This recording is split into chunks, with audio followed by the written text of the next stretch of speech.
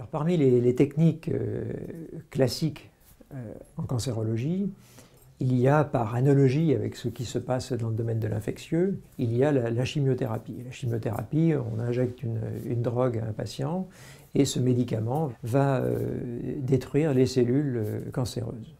Et la lumière, c'est une source d'énergie. Et la photochimiothérapie, c'est une combinaison des deux. On amène une substance chimique qui elle-même, seule, est inerte, et on va activer cette substance chimique avec une lumière dont l'énergie va être adaptée à la substance chimique que l'on veut exciter. Cette substance chimique va avoir comme propriété de venir se fixer au niveau de cellules que l'on désigne comme étant des cellules cibles.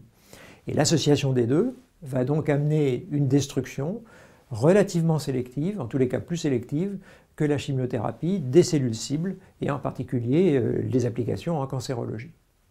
Alors la photochimiothérapie est une technique qui est extrêmement ancienne. Depuis toujours, les hommes ont noté qu'ils étaient en meilleure santé quand ils vivaient au soleil par rapport à vivre à l'ombre.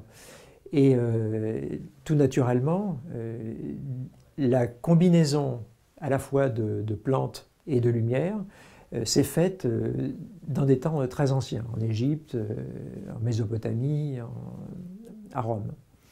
Et puis récemment, j'ai appris que la photochimiothérapie était également utilisée dans les médecines traditionnelles mayas et que, par exemple, Polytechnique Zurich s'intéresse de très près à l'utilisation et aux coutumes ancestrales des populations mayas pour les transposer dans notre pharmacopée moderne.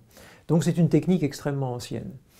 Elle est apparue pour ce qui concerne les lasers en 1960. Et puis la photochimiothérapie, c'est dans les années qui suivent, quelqu'un qui s'appelle Tom Dougherty, au Roswell Park Memorial Institute, donc une grosse institution aux États-Unis, au Tokyo Medical College, donc à Tokyo, et à la Mayo Clinic aux États-Unis, dans les années 70. Ce qui a limité beaucoup le développement de la photochimie, c'est le faible nombre de molécules disponibles. On sait qu'il y a très peu de molécules qui réagissent à la lumière.